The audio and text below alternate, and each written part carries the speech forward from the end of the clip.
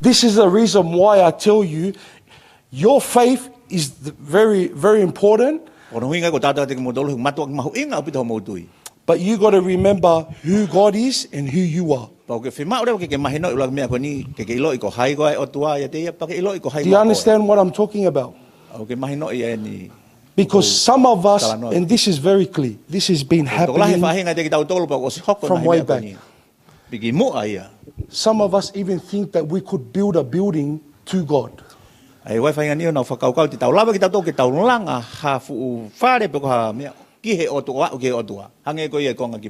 He is the creator, we are nothing. So when I say to you, be very careful if we talk to each other as brothers and sisters. I speak to you today as a brother in Christ.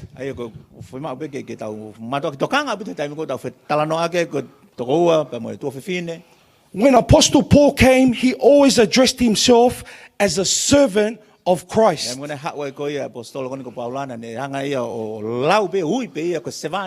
didn't say, I'm Dr. Reverend, Professor. He said, I'm a servant of Christ. Now let me ask you, where do we get this from? Where do we get the important people sit at the front and the person with the broom sits at the back? Where do we get that?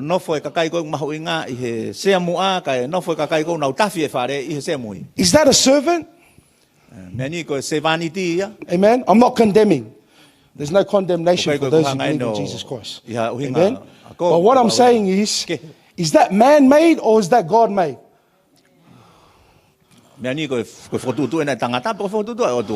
Doesn't He say the first should be last and the last should be first? So it's important when we serve God, that we don't make tickets for ourselves. Oh,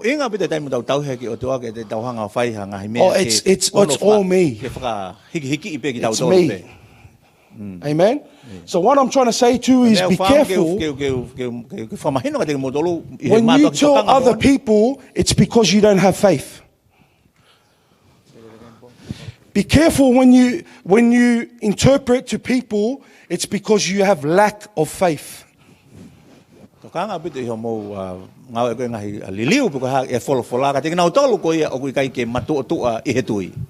Now, did any of the disciples raise any of the dead?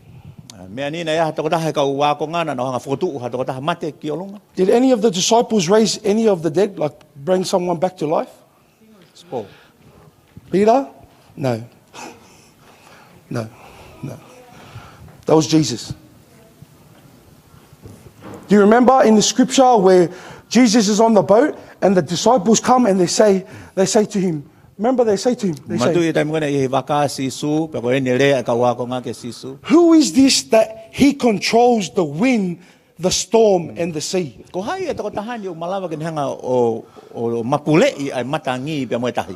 Who is he to say, be still and there's peace on the sea? So we have to be careful that we don't align ourselves with God. Because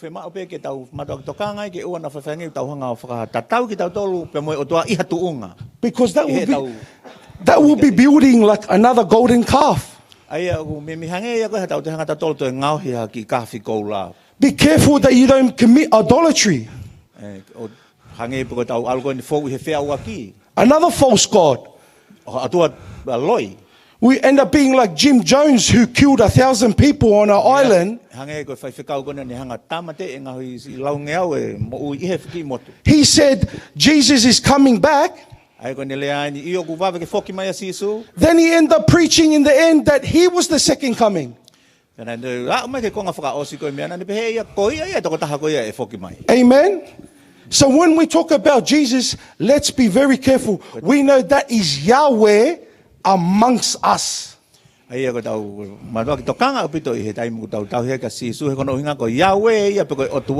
Son of David, Son of Man is amongst us. This is Yahweh amongst us. Yahweh meaning a friend of God.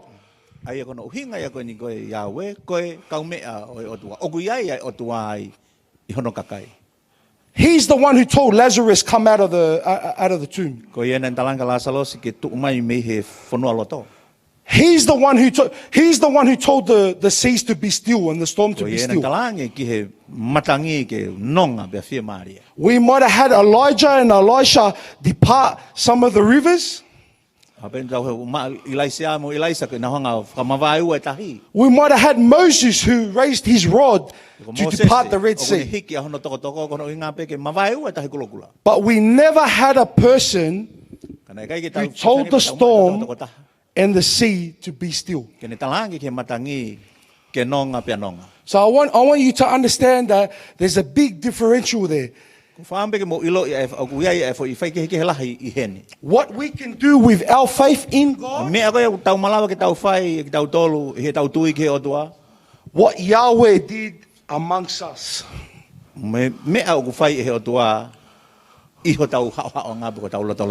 So remember, we got little theories inside. When we read the Bible, there's little theories in there.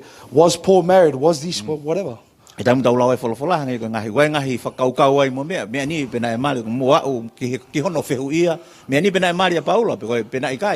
we might build a case. But if the word of God doesn't say it, don't say it.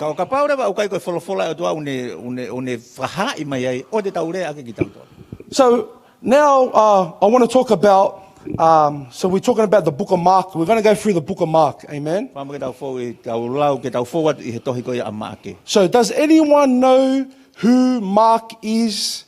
We know his name, other Jewish name is John. His Roman name is Mark.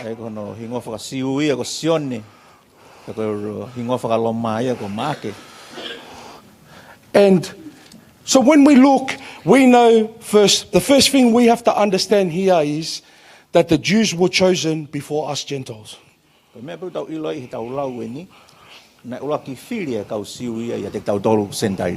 Yeah. So if I could get someone to read this verse, can someone read Revelation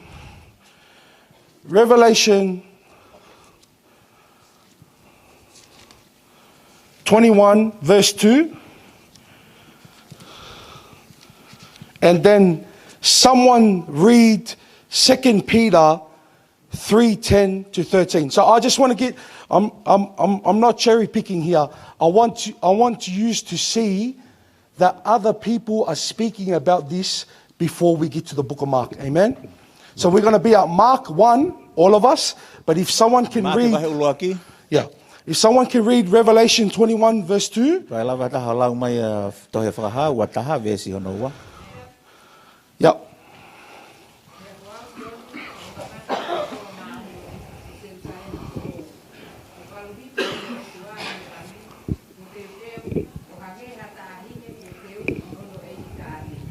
Amen. Anyone got a English translation there as well?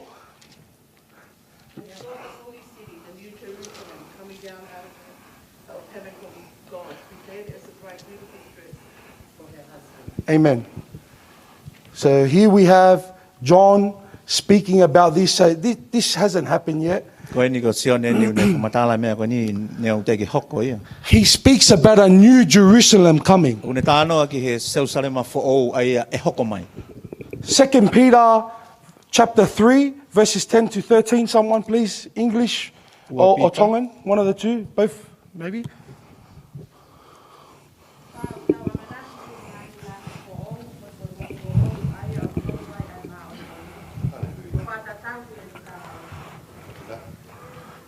Nevertheless, we, according to his purpose, look for new heavens and a new earth in righteousness that dwells. I love that word. Nevertheless. He's talking about God's coming, second coming. Then he talks about a new heaven and a new earth. So if you read in Isaiah 64,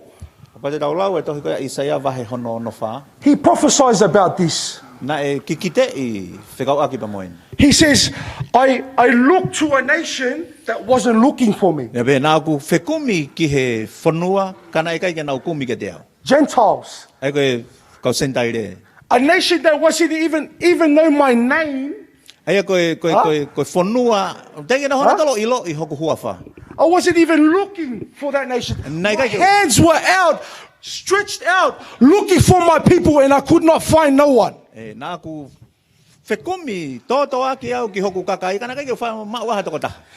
and night he came with his hands out, looking for Israel, and Israel was nowhere to be found. So Isaiah prophesies about Jesus coming, and no more is Israel called the Son of God.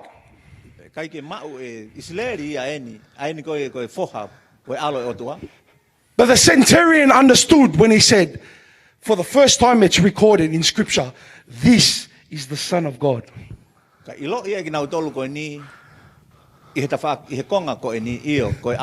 Not Son of Man, not Son of David, Son of God. This is Son of God. Hallelujah.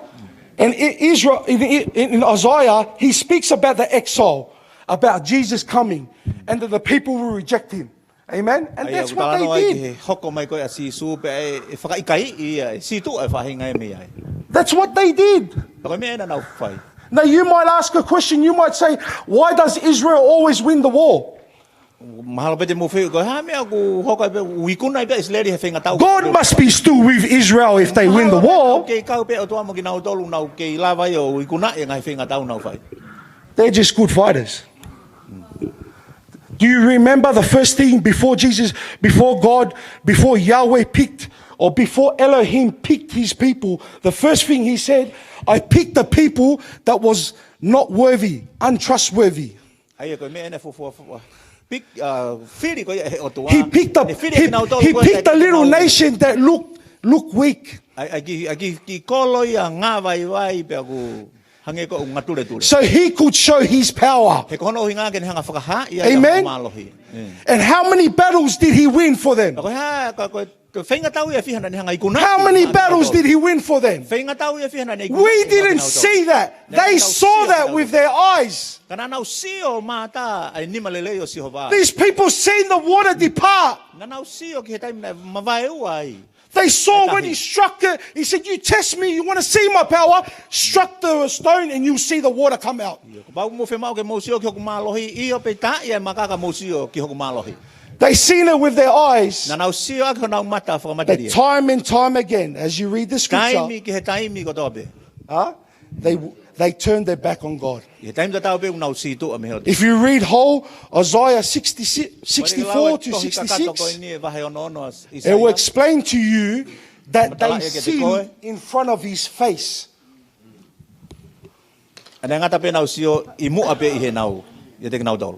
He said time and time again, he goes, you might have the laugh now, but he goes, I will not forget. You're doing what you want to do, but I will never forget what you're doing. Why I told you why Moses went up to the mountain and changed his mind, because he wanted to get rid of them all. Amen. Now Jesus comes and he tells us it's for free now. No longer the law now. Everyone must come through me. And the reason why he's on the right hand side, because he earned it. We know that scroll too, that has 7 seals. No one can open that scroll but Jesus Christ. Amen. So we understand what's going on. But here we have a picture of Jerusalem coming down. He says, I see Jerusalem, a new Jerusalem coming down. So let's get more into Mark. Can someone read in English, Mark chapter 1, verse 1? Or read it up to 2 or 3. Yeah, read it to 3. If someone's got it, just go ahead.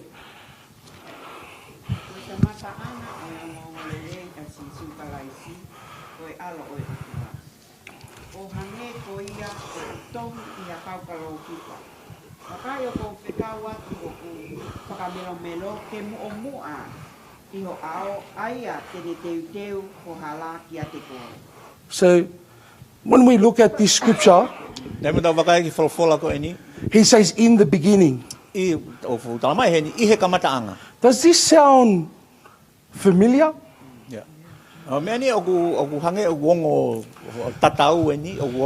This is the new Torah. This is the new Torah. It's no coincidence that he comes up and he says, we go back to our father that comes from the books of the Israel scriptures, and his name is Jesus Christ, the anointed one, Christ, the anointed. Amen. He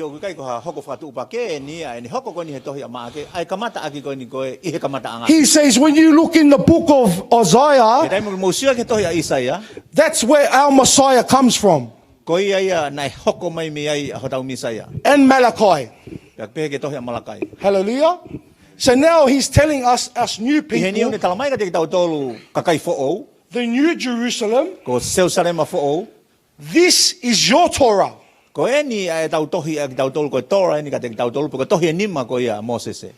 let me ask you, who is Mark? And if you, so we know Sean and Mark, we know John Mark. Yeah, that's the same person. His Jewish name is John. His Roman name is Mark. Yeah. Marcus. Amen. For one of these cups here, yeah. Why is Mark the first gospel? Why is he the first book? Mark is not even a disciple. Why is his book the first book? Why not Matthew? Why not Luke? Why is it? Yeah.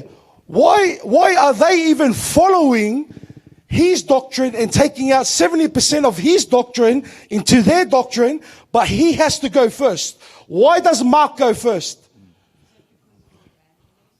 Yeah, he was evangelist.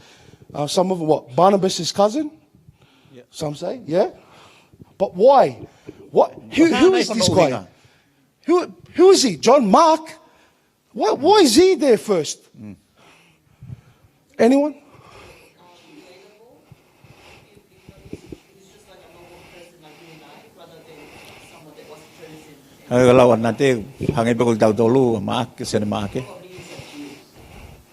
He was half a Jew. Yeah. So he's half. He was half a Jew, half Roman. That's why he's called John Mark. That's why his name is Marcus. And he gets his first book. So imagine Jesus just died and we have no New Testament. But everyone's reading scripture of our God. The first book is Mark. Why? Why Mark? Who was Mark close to? Who was the closest? Who was the big dog closest to Jesus? John. Oh, they say, but only John says it in his own book. Peter. Peter is the rock. Simon, Peter, my rock. When Peter was locked up in the cell and the angel came, who's the first house that he went to? Mark's house. So they understand that whatever is being said, Mark's just a writer. He was the naked man that the cover fell off and then he ran away with the book. He's just a writer. Amen? Just get that right. All right? All right? But the reason why Matthew and Luke look to Mark first and write their own epistle of Mark, because they want to know the stories of those who were the closest to Jesus Christ. And the closest to Jesus Christ was Peter. So when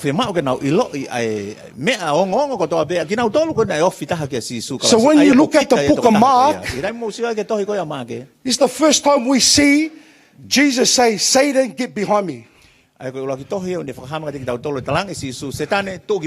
You get other things. You get things where Peter's always there.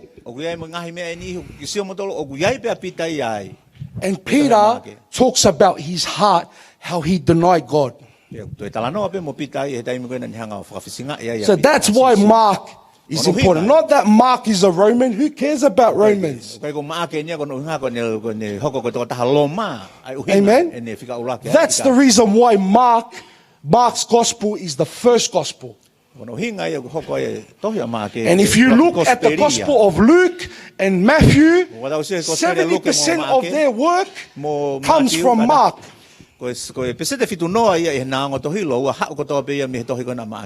So now we know who's behind this. Peter, my rock. So he might have been a fisherman,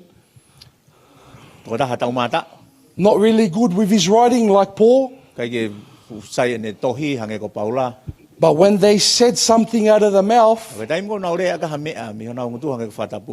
who was the first one to be filled with the Holy Spirit? Who? Peter.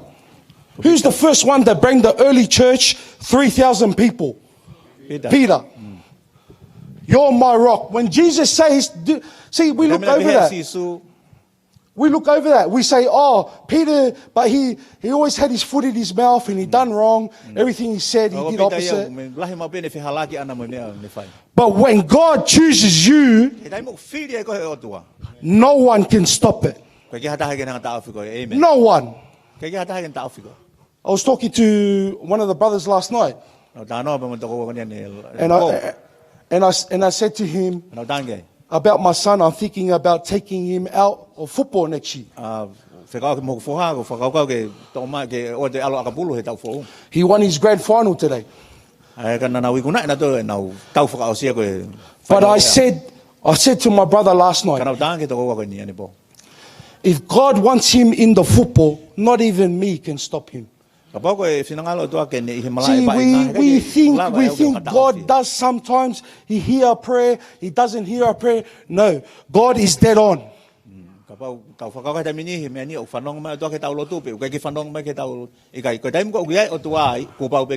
If you're supposed to be there, He will put you there. Amen? We see he's sleeping, Peter's sleeping in the cell, and this angel comes and wakes him up and tells him, hurry, let's go. It's not your time to go. It's not your time to go. Trust in the Lord. He will make your paths right. Amen? So we know now who's behind this gospel.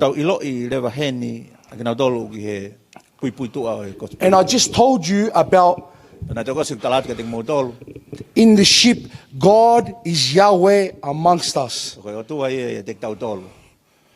Yeah. So if we go to the book of Mark on chapter 7, it talks about it's not what goes in a man, but what goes out of a man. Amen. That determines his heart. Hallelujah.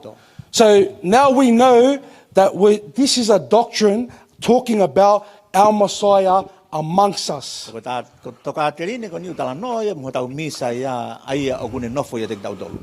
Let me just read John 2 to verify it. Sione vahe honoa ke whamoni akia. 2:19 to 22. Jesus answered and said to them, "Destroy the temple, Tahaiwa ke wano. and in 3 days I will raise it up." Then the Jews said, "It has taken us 46 years to build this temple, and you will raise it up in 3 days?" Verse 21. But he was speaking of the body of his temple. So that's all I want to get from that part. So we know John writes it down, and he says, no, he's not talking about the Jerusalem temple. He's talking about his body. All right. So this is now, let's go back to Mark 14, 55 to 63. Now the chief priests and the council, so this is the Sanhedrin council, sought his testimony against Jesus to put him to death, but found none. For many bore false witnesses against him, but their testimonies didn't agree. Then some rose up and bore false witnesses against him, saying, "We heard him say, I will destroy the temple that is made with hands, and then within 3 days I will build another that is made without hands." But not even then did their testimonies agree. So now we're talking about Mark writing account, talking about Jesus saying, so this would have been Peter. Yeah, so this would have been Peter speaking to Mark, telling him what happened at the Sanhedrin. Remember, there was only...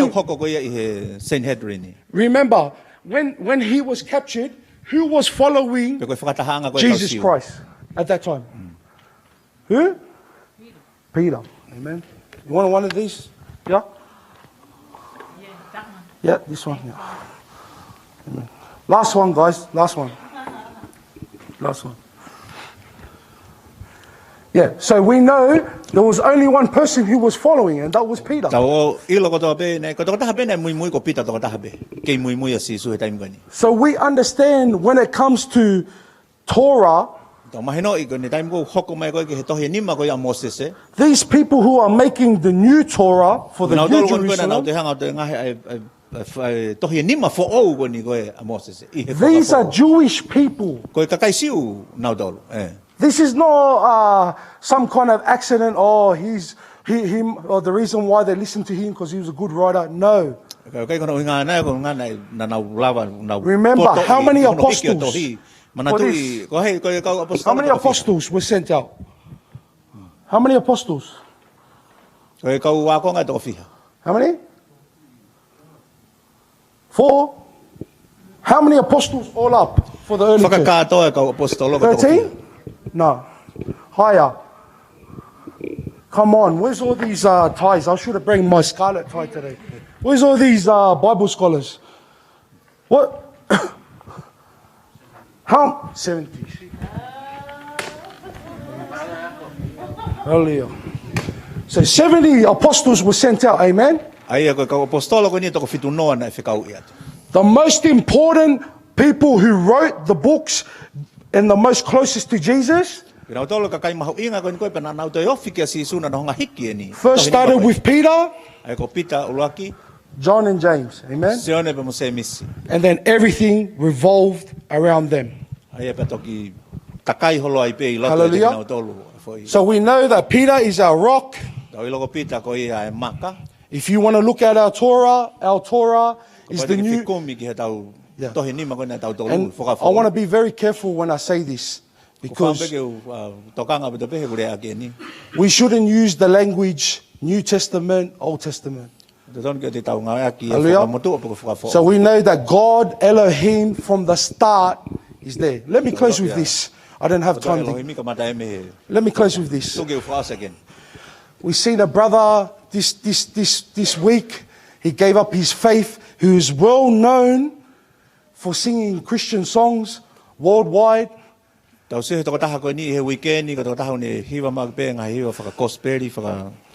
said he doesn't have faith anymore in Jesus Christ. How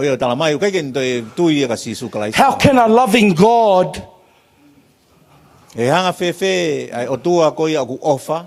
How can a loving God How? only choose so many people and the rest perish? Ke ne hanga pe o fili pe ai tosi i pe ni hi pe pa ko to ngare ke nau au ha ki nau. If he's so loving, why doesn't he save everyone? Ofa mo oni. Ha me ko ke hanga fa mo i ko toa. Do you remember in the Garden of Eden? Manatu ke ngowe ko i teni. You can have everything, Oku ataga te ko me ko to pe. but don't touch this. Ka ko e pe me taha u ka ke fe ma. Don't touch this one. Ko me pe taha ko o te ala ki ai. Because you will know what? Ko no nga ko ha me te ke ilo ai. Bad and evil. Ai lele i pa mo ko. Now we have brothers ourselves who think we know what's good and what's evil. Ai ko to taha ko ni ne fakau ka ni si ilo ia lele i pa mo ko. But we don't know. Ka te ke tau ilo tau. The only one who knows is God. Ko taha pe ne ilo ia lele i pa mo ko vi ko. When he made Adam, it was good. Ngau ya atama. Every creature that was made, it was good. Hange ko whakamon man ko to pe hange whakatapu na lele ko to pe. So let me give you a secret. The more you are human, the more you are human, the closer you are to God. The more less you are human, the more far away you are from God.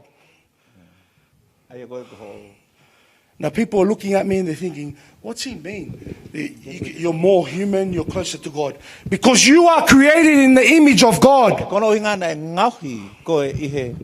Amen. That's why he says, I have respect for your body. Now, I'm not condemning. Remember, for those who believe in Jesus Christ. But this temple is important. Very, very important. To be resurrected, you have to have a temple. To have a temple is to have the Spirit. If you have no Spirit, then you won't have a temple. Amen?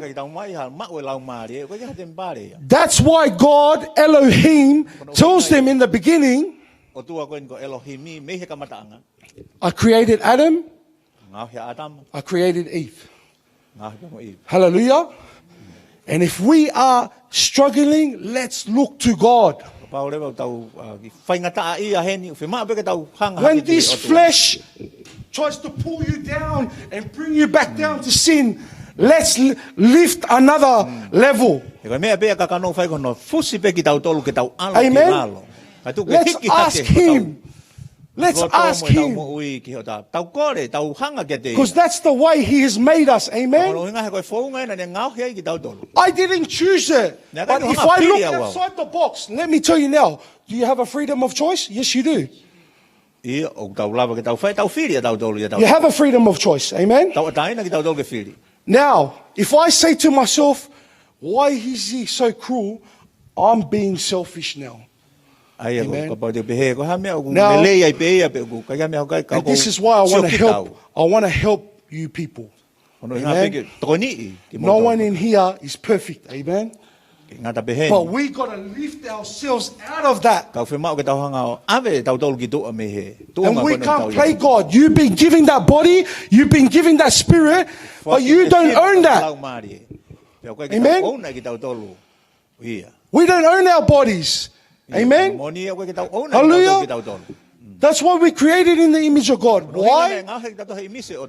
And that's why He loves us. He still sends His only Son because we're the closest thing to Him. Hallelujah. We are the closest thing to Him. But if we start judging each other as well, that's another thing. If I want to say I killed my brother, I say I want to kill God. If I say I want to kill him, I want to kill God. Why? Because He's the image of God. That's why it's what? Love God with all your heart, soul, and mind, all your strength, and love your neighbor as you love yourself. Now, if I didn't love you, I wouldn't tell you this. If I didn't care, I would turn my back like everyone else does and let you rot to hell. And I'm not talking about hell, like, oh, this place. See, because if it's true, if there is a new heaven and a new earth, then that means even hell itself won't last for eternity. Remember that. So if there's a new heaven, and a new earth. And God's put everyone under his feet. Satan, death, everyone's under his foot. Amen. Amen. That means hell shouldn't last that long either. But what I'm saying to this is, that's not a place for you and I. No longer I, but the Christ in me. We've got to be aware of when we speak this here. This word here changes our lives. Amen. So we do it word for word. And I just want to say to you, brothers and sisters, I love you all. Amen. And if I do something wrong, hey, I'm human. Yeah, but not that type of human where I tell you, the more you be human, the more you're closer to God. Meaning, get rid of the stuff that you think looks good. Hallelujah. Amen. Get rid of that show where you think, oh, I'm holy. That's right. You ain't holy. Amen. The only reason why you're righteous is because of God. That's right. Amen. And remember, no one can steal your salvation. Hallelujah. That salvation, that helmet. Amen. And I just hope that you are blessed. We'll continue this next time we talk. I'll just get our pastor to say a prayer and then we'll finish up.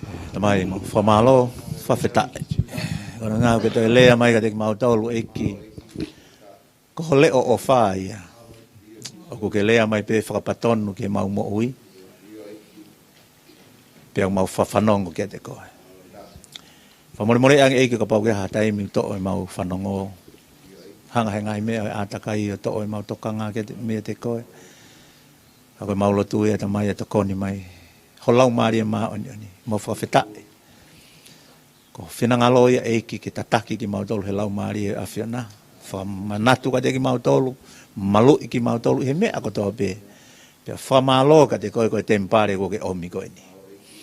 Malo tapu kina mamai kolo pe toinga kai ngalo tu hoa ko ni e huafa sisu kalaisi. Amen. Amen.